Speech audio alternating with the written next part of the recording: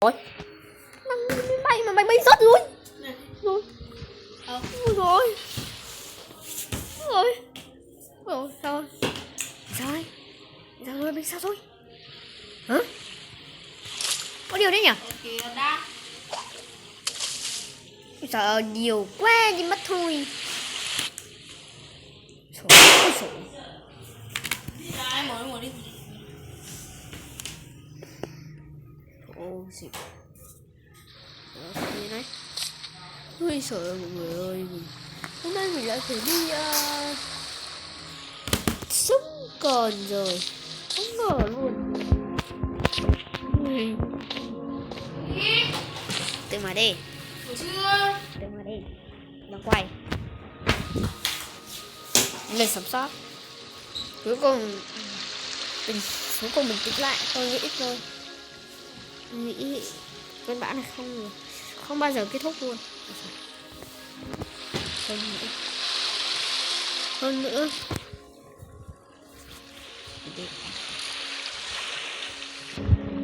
đó là một sự xấu hổ để mất máy bay, để mất các máy bay, nhưng tôi không có gì quan trọng bên đó.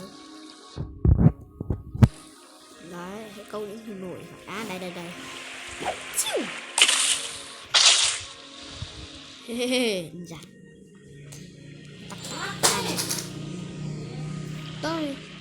Tôi ăn là thức uống, tôi muốn ăn thức uống, tôi muốn ăn và thức uống rất tệ. Tôi nghĩ là còn làm lưới để bắt cá. Ủa, hắc thế à? Ngồi đấy.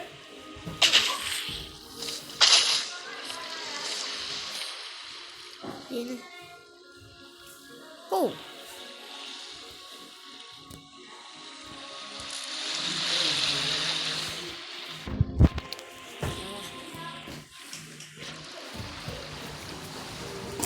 Xem là sản xuất này. Ba vẫn nhỏ đi ba. Ba vẫn nhỏ đi ba. Em chắc là ở đây. Xoay. Đây như này đi. Bắt một cái ở đây. Bắt ra. Tạo ra. Tăng tốc độ lên miễn phí. Đưa. Chiu. Chiu. Vâng. Chiu. Vâng.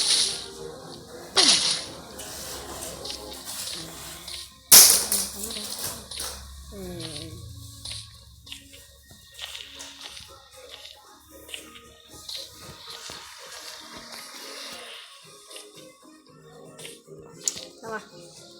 Xem nào, chúng ta có thể ăn cá chạm vào con sử dụng. Nhiệm vụ phần 2, ok, là phần thưởng làm con cá. Mark đã sẵn sàng, bây giờ tôi sẽ chăm sóc tìm nước uống. Ok, sợ. Tạ.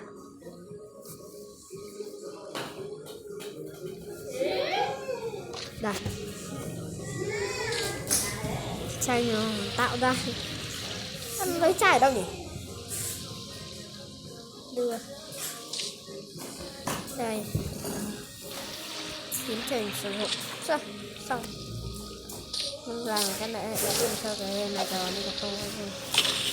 Ta cần phải dọn đề chính xác. Đấy. Chúng ta là tôi. Nào đây cũng sắp rồi. Kệ đi. Hết cả lời. Đây. Phần này. Như là đây. Tôi có một cái này đây. Không. Thì rất khó để bắt tài nguyên mỗi lần như vậy. Hiện tại mạng lưới này. Đây mạng lưới. Nâng. Mạng lưới này.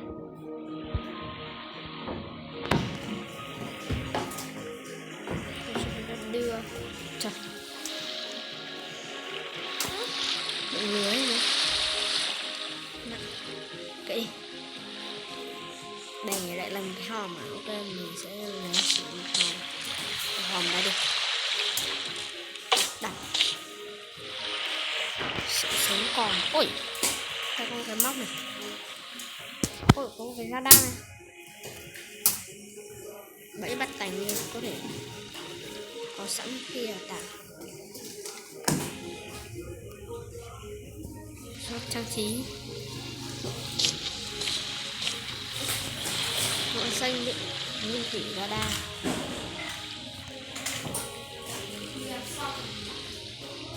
Tặng nguyên thủy radar. Thế giới đang chờ đợi. Chờ đợi. Ví dụ để bạn nhìn được quảng cáo các lồng điện. Cái gì này? Phần thưởng.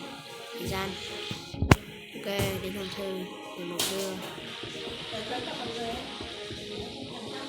Gửi những người đến hòm thư cửa hàng. Hôi xóa.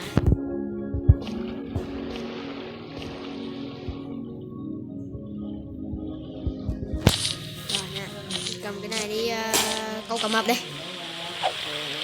Lạnh à, lạnh à. Đấy quá. 5 phút. Ôi.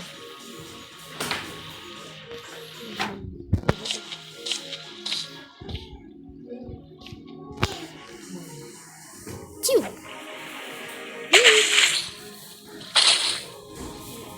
Bắt. Để đi hòm. Xem này. Trong ở đây.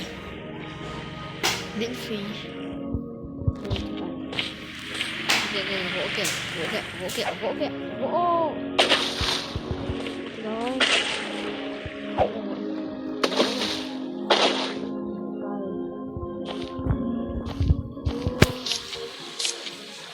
Hey. Gỗ à? Vứt ra bên này. Lấy thụ. Lấy thụ. Lấy thụ.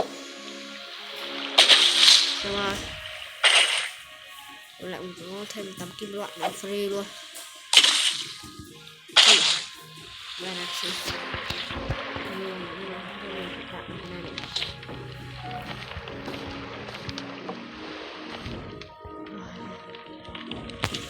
Cá chiên.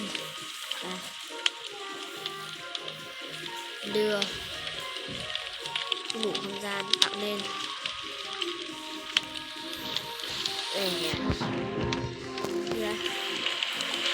Cùng với cái này đó là mấy cái sò đẹp và các thứ nổi và rau diện để tạo nên một phí.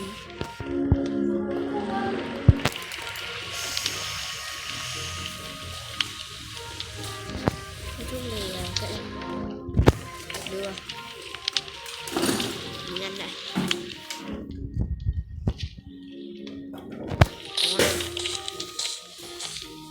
Đi câu cá mập đây nhỉ. Thầy giáo đi câu cá mập ạ. Vẫn đang đóng băng bởi vì điều này. Bởi vì điều này cái thể tăng lên này cái cạnh chỗ này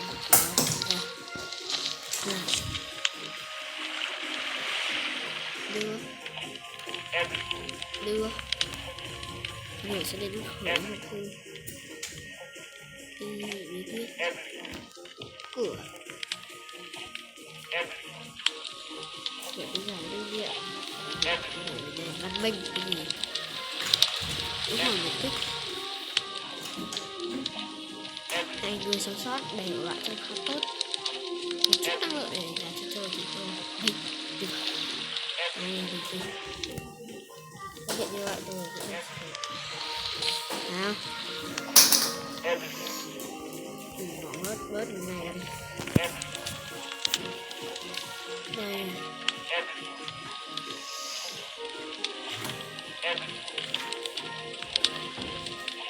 bớt cái này đó thì chả có gì xem cái này bắt được gì chả bắt được gì ok xem nào cái gì miễn phí sắp dạ dày nữa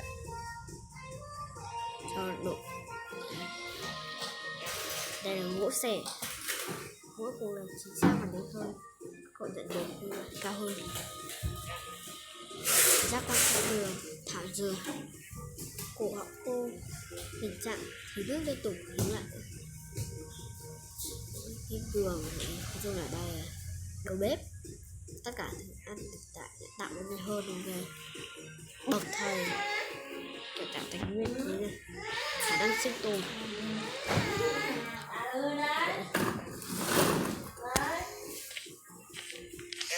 Thì là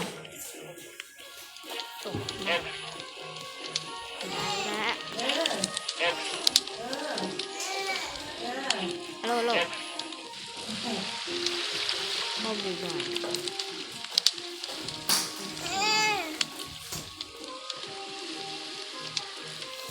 Có gì mình không biết cái này là đi vào. Đây có gỗ này, khá là nhiều gỗ rồi xin là để. Ôi, mình sẽ sang máy bay này. Thắt vào này.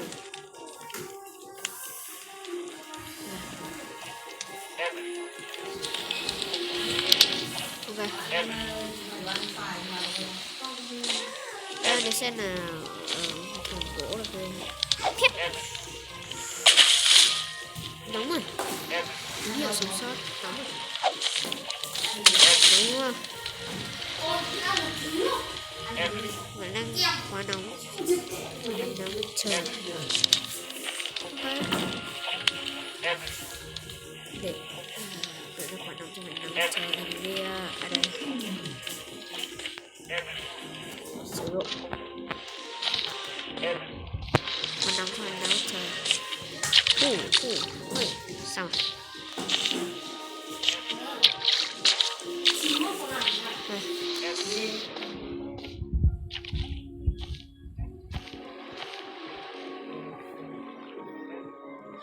Chính xác. Có đây.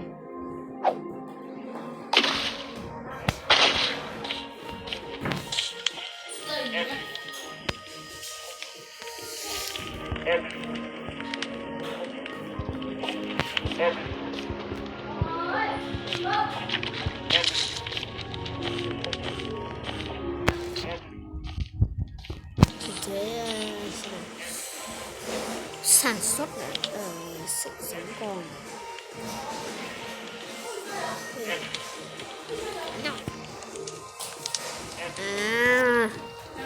giáo gỗ giáo à, ba có cái tên gì xem nào đây.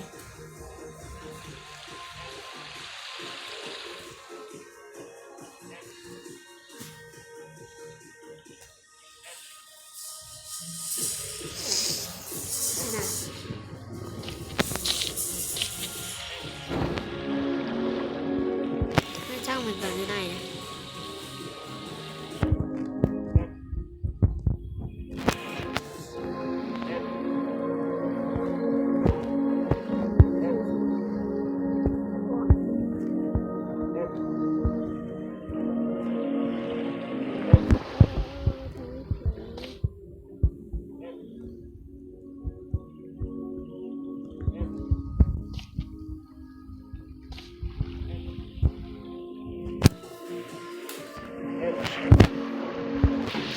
Sản xuất này.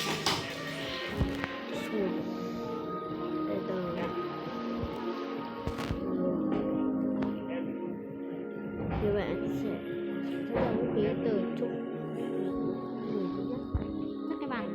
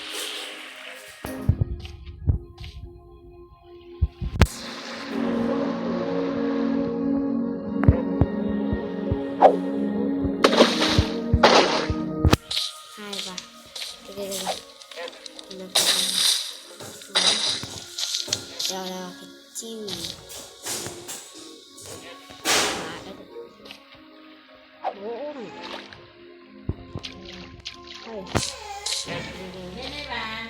Có một cái hộp. Có một cái hộp. Một hòm. Hai hòm.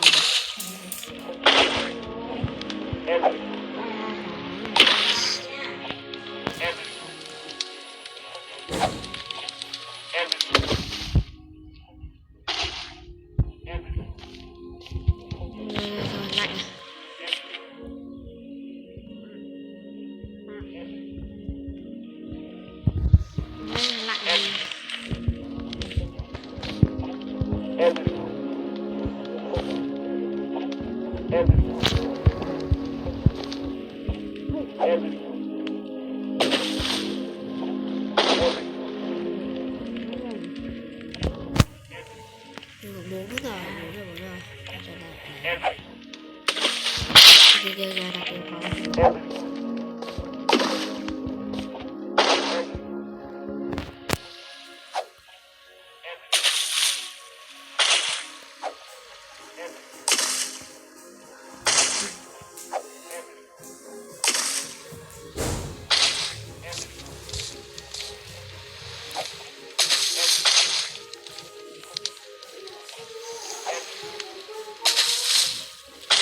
Tuyến.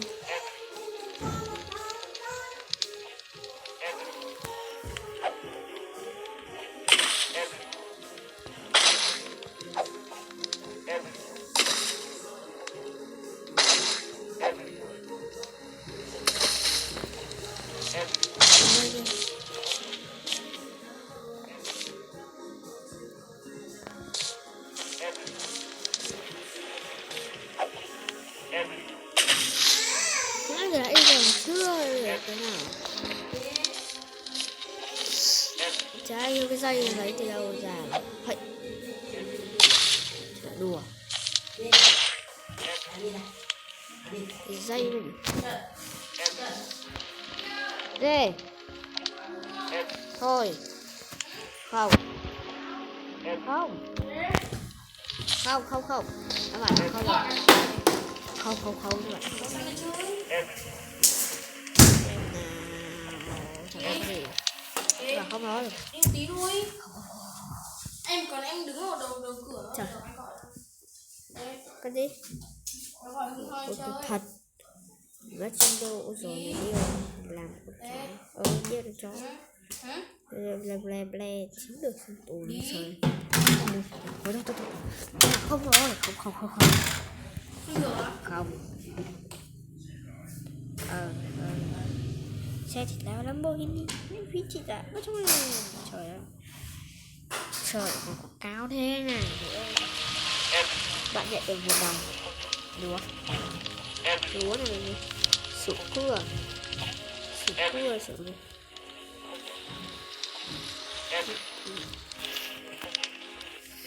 Cũ được trang trí tạo ra xưởng đây. Ok mình cầm đi, tức là mình cầm xưởng. Chả đây cái nào cả. Cái gì đùa nhau xong rồi đồ hôm nữa.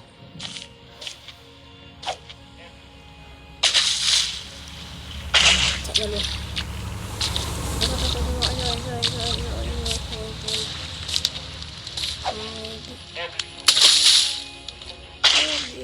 Mấy tuổi trẻ trải bao nhiêu sự đời rồi. Thầy đi trải mỗi sự đời rồi thầy nhá. Rồi mỗi cũng mãi mà mình có gì. Cái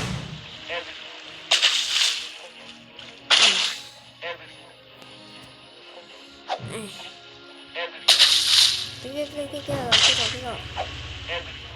Thật như cái đây.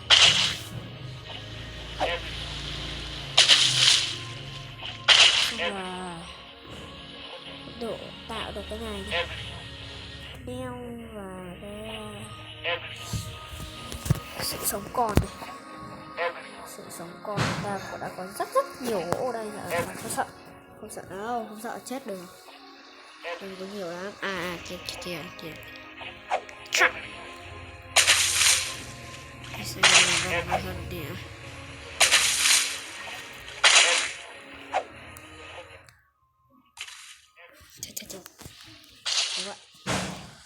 Hây. Xong rồi. Rồi. Good. Ê, đây. Đây.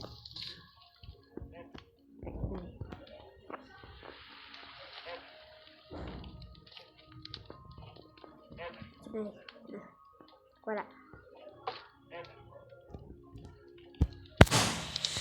Dây thừng tạo. Mở này bao nhiêu? 10. Tăng tốc độ là 3. Thôi để đi kiếm thêm xem ở đây trong này có bao nhiêu. Hay rồi. Thì 3 giây cơ. Tức là mình vẫn thì có thể. Hay. Chà. Này. Nước à? Nước để thiếu nước thức ăn quyển bén luôn. Tôi đồ hồ mà sử dụng nước à? Nước chai nhỏ tạo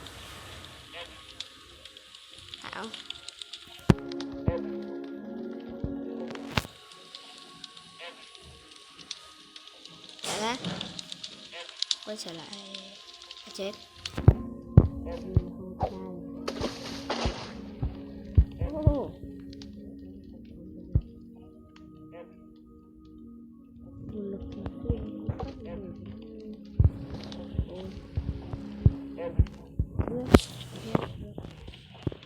Xem nào đi. Mở ai tí mình xem có gì rồi. Tốc độ lên 6 ngẫu nhiên từ thủ về còn không mấy nữa. Hãy dạ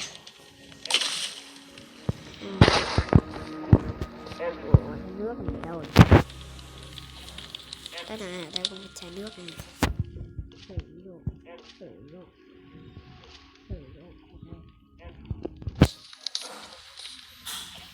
Thế cái chai nhỏ mình nữa. Còn tạo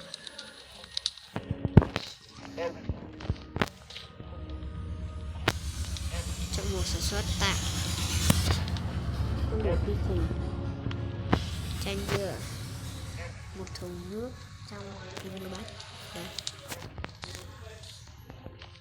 Đây là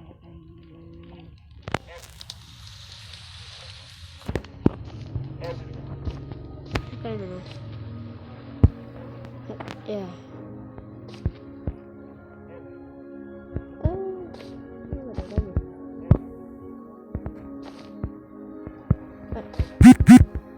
Cho vào ngay. Chà. Vút. Một phát ở 3 luôn. Dương không sát. Mở cần một cái này.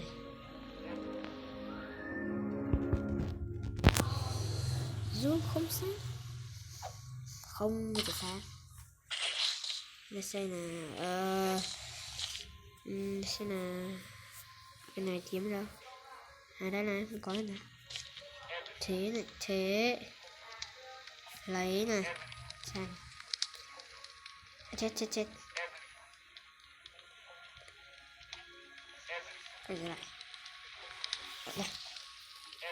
Bạn có muốn mở một khe sản xuất không?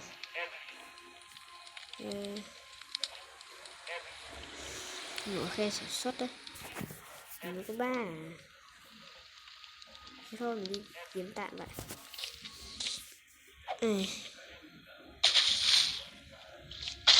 Nè.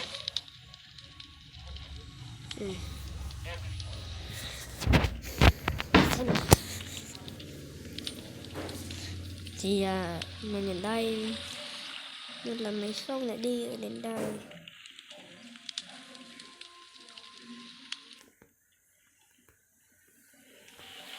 Ra chúng ta có thể đi ở cái chỗ này nhưng mình không thể đi được.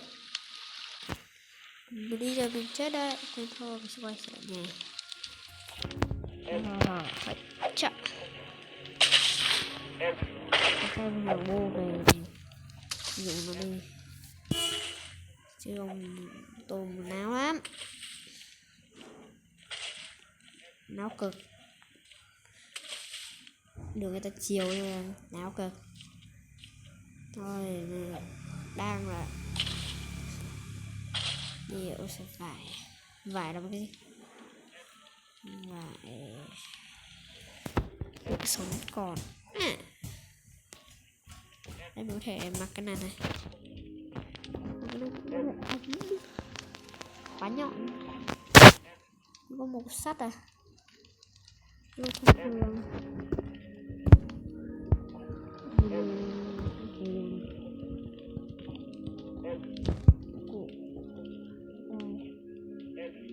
Hiện đại đang có là một cái đấy rồi nha. Số yeah. Mình quay này 26 phút rồi.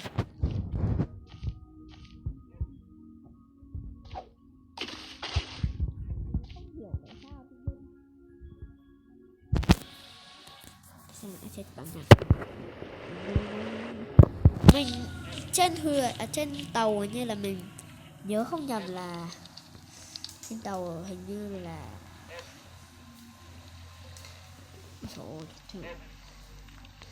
cho đến khi mở là tầm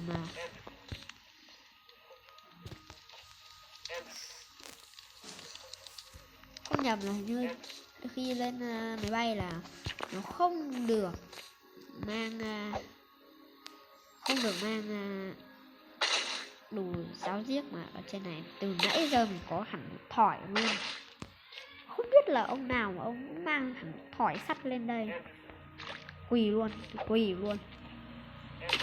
Nó có máy hẳn đo hẳn kim loại mà vẫn không qua mắt được, ông này vẫn qua mắt được thì tôi quỳ ông luôn ạ. Tôi quỳ trước mặt ông luôn. Không ngờ là nó có người ta cho hẳn cái gì cái kia cái mấy đồ kim loại thì không cho những người mà đang kim loại lên trên này, thế mà đây có cả thỏi sắt luôn, đây thỏi sắt luôn. Xóa gì hiểu chưa, xóa nó chân chắn để thôi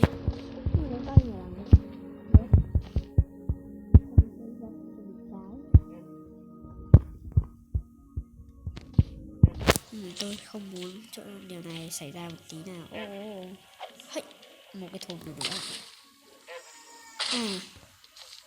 cái thùng này thì chắc để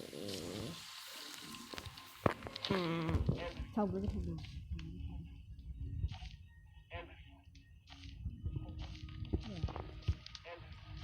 Cái gì chỗ này không tôi đặt mình để chỗ này qua bên này lại còn gì này.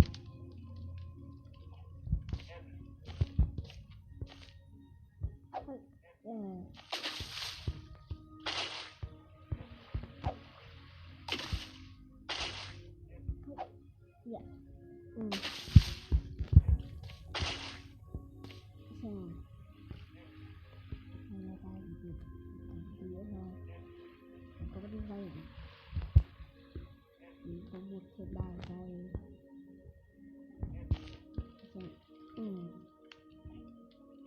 Đây có một dây này, đây một cái dây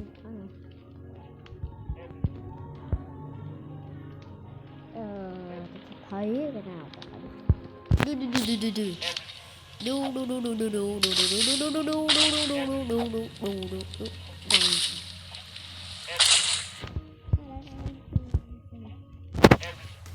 cho có bao nhiêu này nếu mà vậy thì chả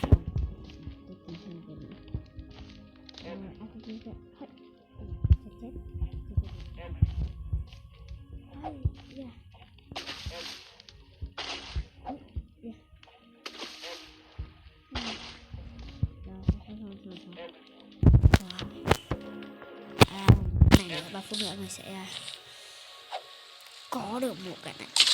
Ôi dạ lại có thêm một cái này nữa rồi, mình sẽ đợi thôi. Sau đó đấy mình phải đi kiếm đồ đã. Cho nên các bạn tí nha. tạo thêm cái tranh nữa. Rồi nha, đây bây giờ mình sẽ xịt cả mặt hai. Mình sẽ chưa thực ra sự sống còn mà áo này sẽ cung vào mỗi từng gỗ thì nó không những như nào thôi. Ô mình phải thêm mũi tên.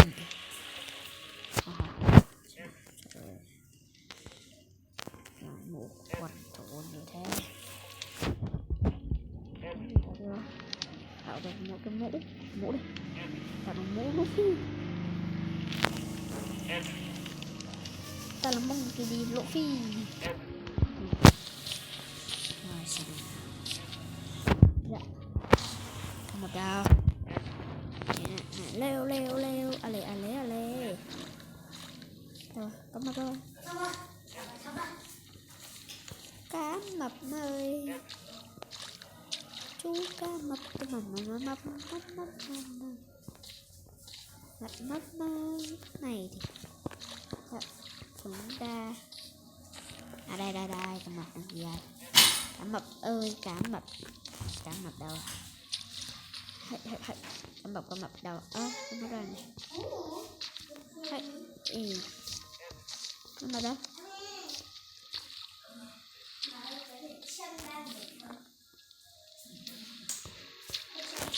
Không. Buông.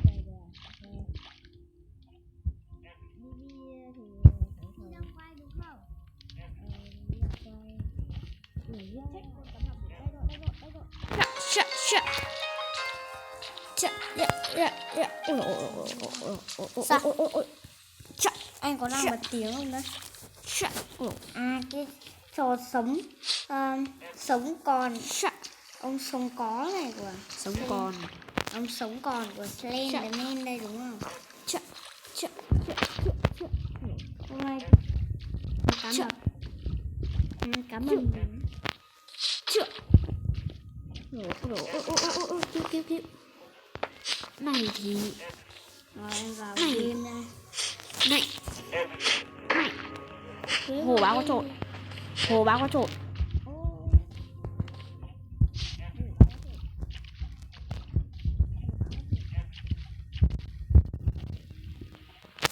âm thanh cái này thì lại chỉ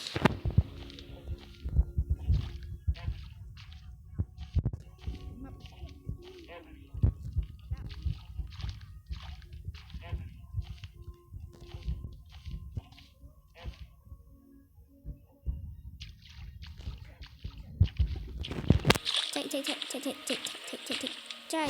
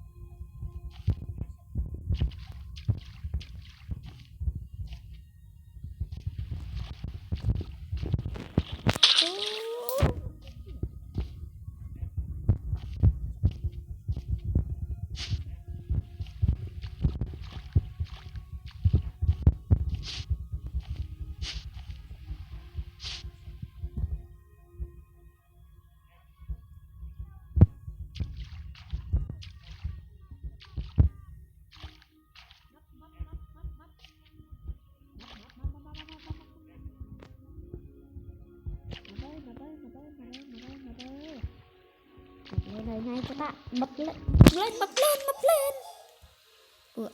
sao mà đây xong rồi Xong rồi. Nhất là chịu.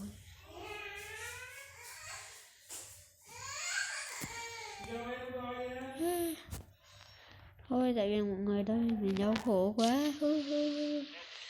Thôi phải xếp nút vào cả mặt.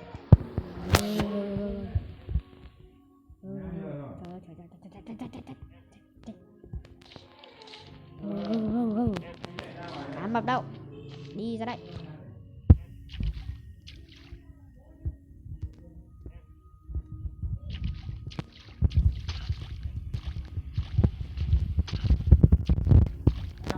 Cắn mập.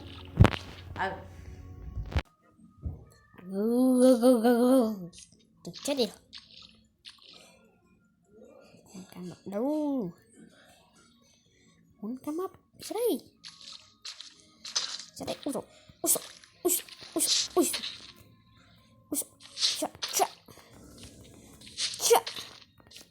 Chà. Chà. Chà. Chà. Chà. Chà. Chà. Chà. Nhiều này nhiều. Thêm phân nữa thôi. Lên lên lên. Lên đây. Lên lên. Lên. Lên. Ui giời. Ui giời. Ôi trời. Quốc họ gì. Lấy. Cầm ập ba, cầm ập.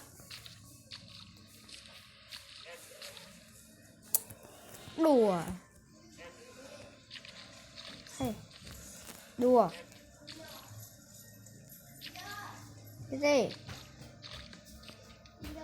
Đây. Cô mới thấy một con cá ngựa siêu đỉnh màu xanh. Dạ. Không như là chưa giờ cô thấy cái con cá ngựa đấy từ thế cả.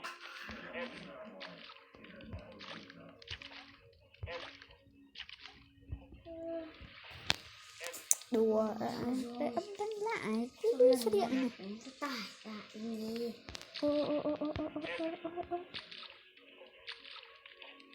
Đi qua. Lên đây.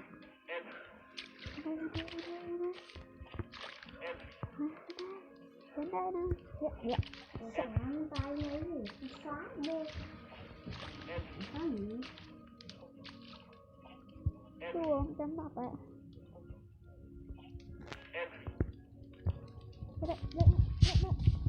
Lên đây. Rồi. Yeah, thịt cá mập. Mình nấu và ăn. Rất mới của tụi. Ok, sẽ đẩy rồi này. Để cái này lên đây.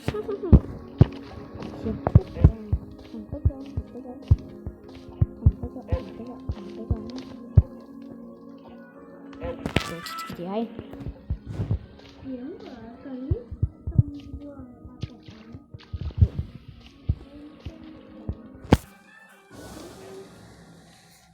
Hàm cá mập lưu trữ tất cả. Yeah. Rồi thì thịt cá mập này. Thịt và mình sẽ lấy thịt và một khúc gỗ. Một khúc gỗ. Một khúc gỗ.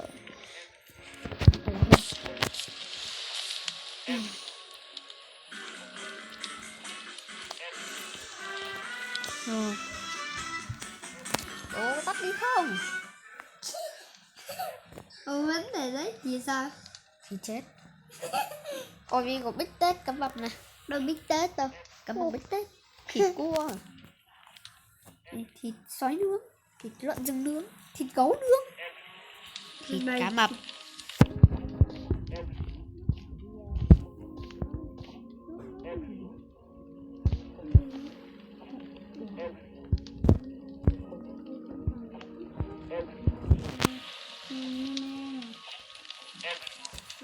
Bùi cày đi qua. Ok, bố ăn tải.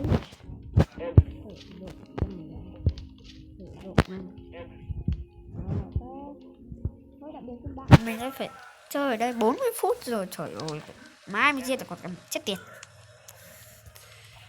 Đây này. Khu này vắng đấy nè. Rồi. Đùa, vừa mới giết xong còn lại có thêm con nữa. Thôi tập xong mình giết triệt tiêu luôn cái này. Uống trên nước này. Uống nước này. Nhem nhem. Tạm biệt các bạn. Tạm biệt các bạn. Bye bye. Quá đi.